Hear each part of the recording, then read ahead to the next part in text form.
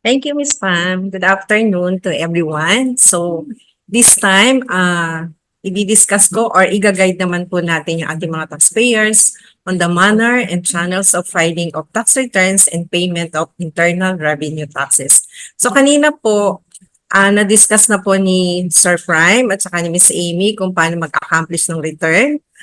This time naman, at saka po kung ano yung mga returns na ipa-file natin. This time naman po, i-guide naman po namin kayo kung paano at saan naman po tayo pwedeng mag-file at magbayad po ng mga revenue taxes or kung ano po yung tax due po sa atin.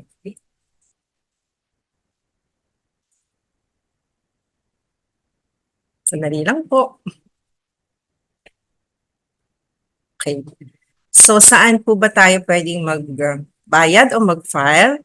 So number 1 po, yung pong mga mandated to use the EFPS or the Electronic Filing and Payment System. So ang filing and payment po sa EFPS.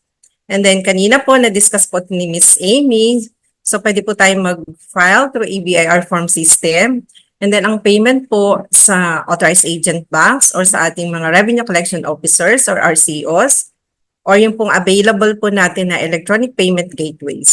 So later po i-discuss po natin yan. And then doon po sa medyo baka hindi pa po sila familiar, meron po tayong tinatawag na tax software providers o mga TSPs for e-filing of specific tax returns.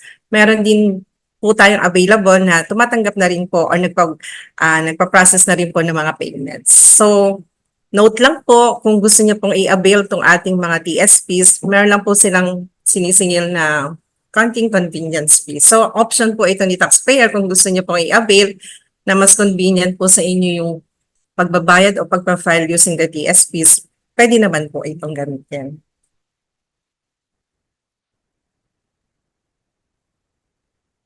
So, sino-sino po ba yung mga mandated to use the EBIR forms at saka sa EFPS? So, dito po sa left, dito po sa EBIR forms, ang mga required po or mandated to use the system is the accredited tax agents or yung mga tax practitioners at saka po yung mga clients ng tax practitioners, and then the accredited printers and supplemental receipts and invoices, yung mga audit transactions, yung po mga taxpayers na habitually engaged in the sale of real properties like po yung mga estate developers. So yung may mga voluminous on-it transactions, sila, mandated po sila to use the EBIR forms. At dun po sa magpa-file ng mga no payment returns. So mandated po sila gumamit ng EBIR forms system. And then yung mga GOCC, so your government-owned controlled corporations, local government units, kasama na rin po yung mga barangays. So, mandated na po silang gumamit ng EBIR forms. And then the cooperatives, yung NEA at saka po LUA, yung Local Water Utilities Administration. And then for EFPS, so ito po yung TAMP or Tax Account Management Program, taxpayers. And then credited importers, NGAs or National Government Agencies, mandated po sila.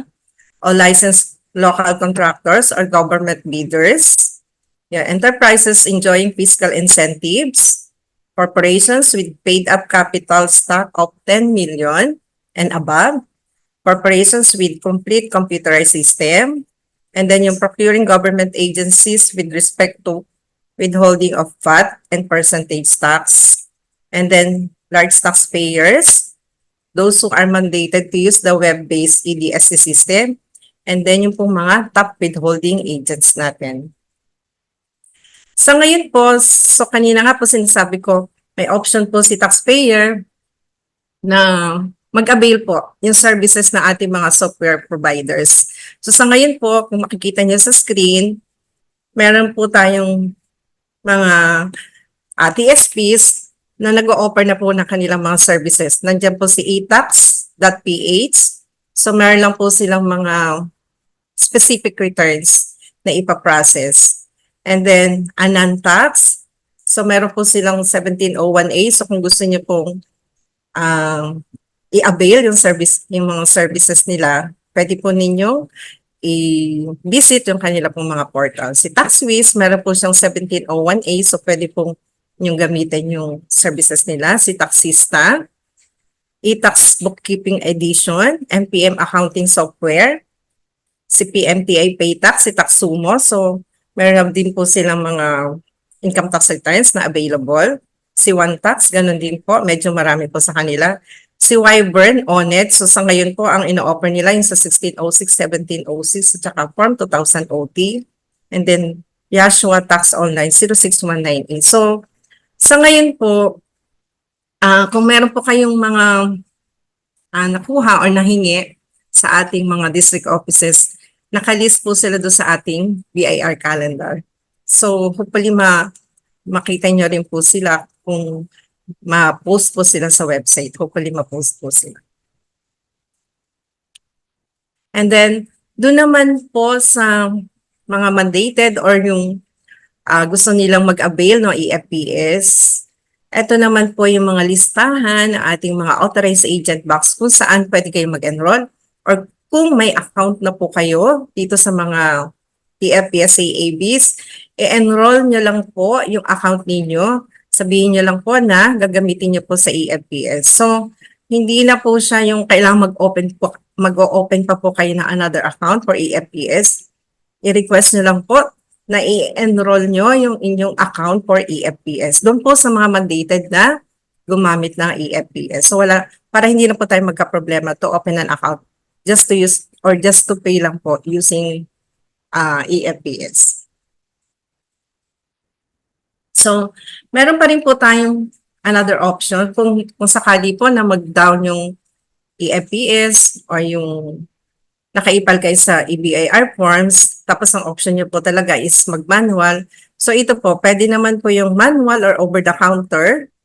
Saan po ba? Sa authorized agent banks under the jurisdiction of the concerned RDOs where the taxpayer is registered. No limit po on cash and check payment sa revenue collection officers.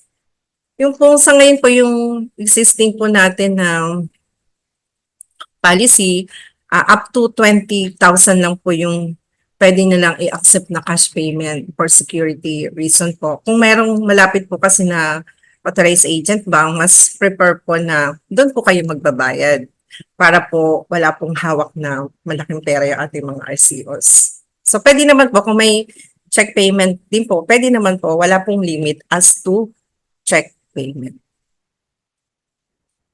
So dito naman po kung mag-a-avail po yung ating mga taxpayers ng electronic payment or electronic payment gateways. Sa ngayon po, 3 bangko yung pwede nyo pong ma-visit sa aming website, yung Union Bank Philippines Online or the Portal Payment Facilities. Yung online po for individuals na meron pong account sa Union Bank. Yung naman pong the Portal Payment Facility, ito naman po yung mga corporate account. So, pwede nyo pong ma-avail yung Union Bank kung meron po kayong account sa kanila. And then, kung wala naman po kayong account sa Union Bank, pwede rin pong gamitin yung UPay nila, yung InstaPay via UPay, pero meron lang pong limit na as to the amount. So, kung wala kayong account sa Union Bank, pero gusto nyo pong i-avail yung UPay facility nila, up to 50,000 lang po yung pwede. Kasi yun po yung limitation pag InstaPay po yung ginagamit natin. And then the Land Bank of the Philippines LinkBiz Portal. Ito naman po kung may account kayo sa Land Bank. And then kung may account din po kayo sa RCBC, Robinsons Bank, Union Bank, BPI, PS Bank, and Asian United Bank, pwede nyo pong i-visit yung kanilang portal, yung pong LinkBiz Portal. So, pwede na po kayong magbayad. Wala pong limit as to the amount as long as kaya po ng inyong savings. Kung magkano man po yung laman ng account nyo, so yun po. And then sa DBP, yung Paytax Online, pwedeng Visa, Mastercard, or BancNet ATM debit card. And then ito din po, ito yung kanina po na na-mention ko na tax software provider. Sa ngayon po, dalawa na po yung na-certify ni BIR, si MYAG Philippines. Ito naman po, pwede nyo i-visit yung kanilang portal. Kung meron po kayong credit cards or electronic wallets, pwede pong gamitin yung GCash, Maya, GrabPay, ShopeePay as source of fund. So kung gusto niyo pong i-avail yung service ni MYAG, i-access niyo lang po yung kanilang portal. And then si Maya, using electronic wallets din po. And then sa ngayon po si GCash, alam ko yung iba po dati gumagamit sila ng GCash. Sa ngayon po hindi siya available, meron lang po silang naging technical problem. Pero kung may GCash pa rin po kayo at gusto niyo rin po itong gamitin pambayad, i-access nyo lang po si MYAG. So, pwede nyo na pong gamitin yung GCash wallet ninyo na pambayad, pero ang i-access nyo po is MYAG. So, yan po. So, kung meron kayong e-wallet, kung merong laman yung wallet nyo sa GCash, Maya, GrabPay, ShopeePay, pwede pa rin po sa MYAG. Kung Maya lang po ang account nyo, pwede pong i-access nyo yung kanilang magda-download lang po kayo ng kanilang application. So kung magbabayad po kayo online, i-visit nyo lang po yung BIR website, i-click nyo lang po yung ePay, tapos nalabas na po lahat ng mga e-payment gateways na na-mention ko kanina.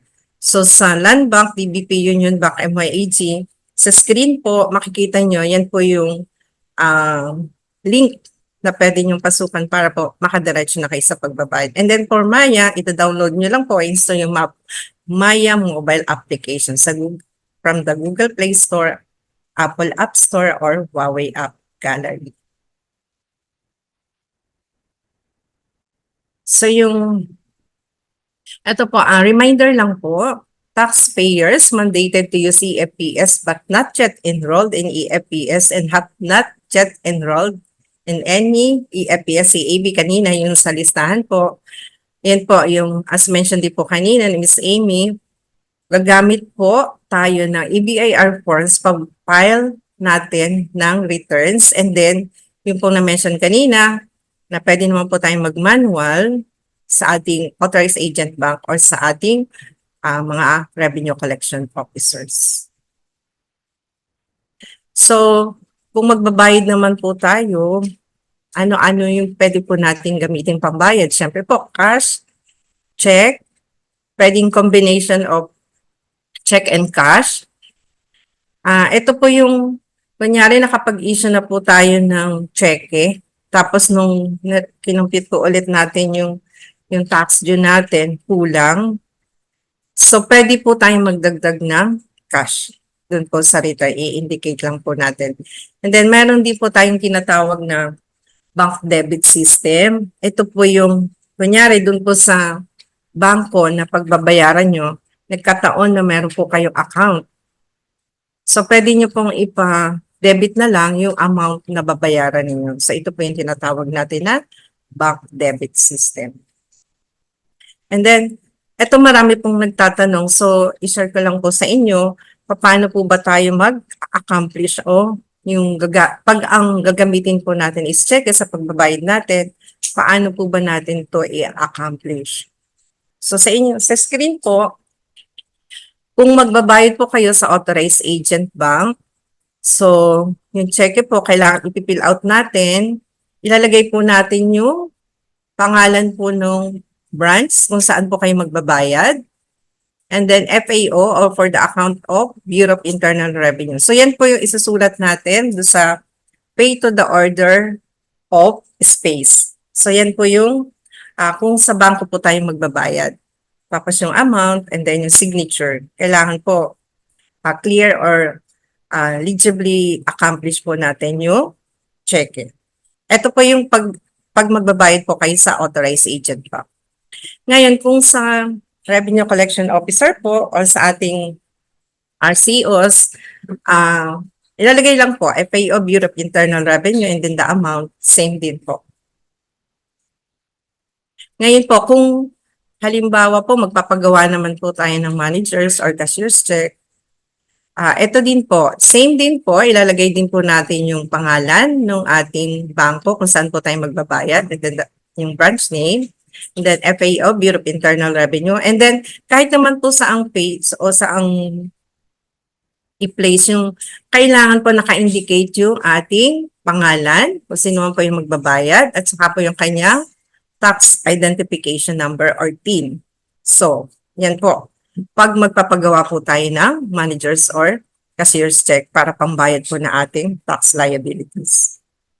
Just in case lang po na hindi po natin nailagay or hindi po natin napalagay yung ating pangalan at saka TIN dun sa face of the check, i-request po tayo ng ating mga bank tellers or ilagay nyo na lang po doon sa likod ng cheque yung pangalan ninyo at saka po yung TIN at saka kung saan man po kayong, kung hindi po rin na-indicate doon sa cheque yung pangalan ng branch or bangko kung saan po kayo magbabayad, pwede rin po nating i-indicate doon sa likod. Pakisulat lang po ng clear or legibly.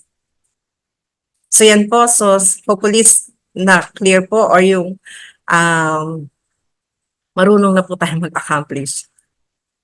So ito naman po, filing of no payment returns.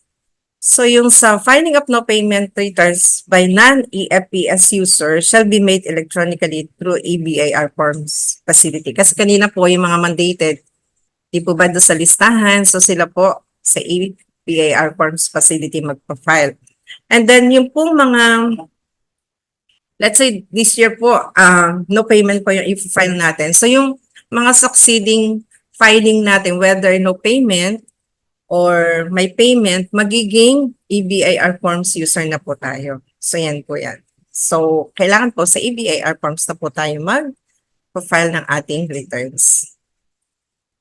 And then, ito naman po, sino lang po yung pwede na mag-file manually ng mga no payment returns. Kanina po, na-mention na din po ito. Pwede po silang magbayad. Kung may babayaran po at mga no payment returns, kasi kanina po merong na-mention po si Ms. Amy na may lumabas po tayo na advisory na kung may babayaran o walang babayaran na tax dues, ito pong mga taxpayers na nasa listahan, sila lang po yung pwedeng mag-manual sa ating mga district offices or sa mga filing centers natin. So, sino po ito? Mga senior citizens or persons with disabilities. Pero, ang ipapile po nila yung sarili nilang returns. Baka naman po, inutusan lang sila. Pero hindi po. Dapat po yung kanilang sariling tax liabilities or sarili nilang forms or tax returns ang ipafile nila. Na-mention na din po ito kanina, employees deriving purely compensation income from two or more employers concurrently or successively at any time during the taxable year or from a single employer, although the income of which has been correctly subjected to withholding tax, but whose spouse is not entitled to substituted filing. So kanina po, na-discuss na rin po ito. Inulit ko lang po. And then ito po yung employees qualified for substituted filing, pero kailangan po nila yung mga ITR na may tatak. So for promotion, loans, scholarship, foreign travel requirements. So yan po. Pwede po silang mag-manual filing or yung kung may babayaran din po, pwede din po. So sa submission naman po ng mga required attachments doon po sa ating e-filed returns, lalong-lalo na po dun sa ating annual income tax. So yung pong let's say nag-file na po tayo tapos wala naman po tayong required na attachments, hindi na po kailangan mag-print at magpatatak sa ating mga taga-district office. Okay na po yan. So hindi nyo na po kailangan mag-print ng ating mga e-filed returns kung wala naman po tayong isasabit na mga attachments. And then kung meron naman po tayong required attachments doon sa mga e-filed returns, kahit po hindi sa ITRs, so yung pong mga ALPA list of withholding agents, yung SOUT, or yung summary list of sales, summary list of purchases, isasubmit po natin yan sa e-submission at bar.gov.ph. Pero yung pong mga ITR or mga annual income tax returns, yung annual or quarterly, na na-file na po natin sa EBIR or sa EFPS, meron po tayong yung mga attachments, pwede po natin siya i-submit sa Electronic Audited Financial Statement System. Later po, ito po i-discuss ng detailed na ating po susunod na speaker. So ito naman po, kung hindi po available yung aming electronic or yung EFPS or EBIR forms. So yun po, magpiprint lang po tayo or ida-download natin yung mga forms na nasa EBIR sa aming BIR website, or kung naka-e-file na kayo, tapos sa EFPS, hindi lang na kayo makaproceed for payment, pwede nyo pong i-print yung ating mga returns and then magbabayad po tayo doon sa ating available na payment facilities or venue. So I guess that's all po. So sana po yung iba nating mga na-discuss kanina, nasagot nga din po yung ating mga tanong at hopefully gising pa rin po kayo kasi meron pa po kaming speaker na isa. Ito, detail din po na tuturuan tayo or i-guide tayo kung paano naman po tayo magsasabit ng mga required attachments. Muli po, ako po si Linda Bautista from Collection Programs Division. Magandang hapon po at sana po gising pa rin kayo. Thank you.